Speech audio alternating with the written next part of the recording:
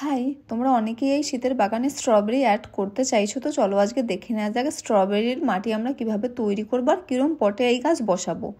তো এই গাছ কিন্তু একদম ওয়েল ড্রেন্ড মাটি ভীষণ পছন্দ করে, আর এর পটের জন্য আমি নিচ্ছি এখানে এরকম একটু ছড়ানো 10 ইঞ্চির পট।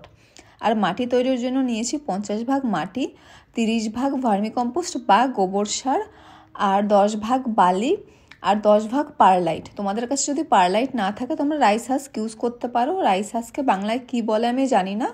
ধানের থেকে চাল আলাদা করার পরে যে অংশটা থাকে ওটাকেই মেনলি বলা হয়।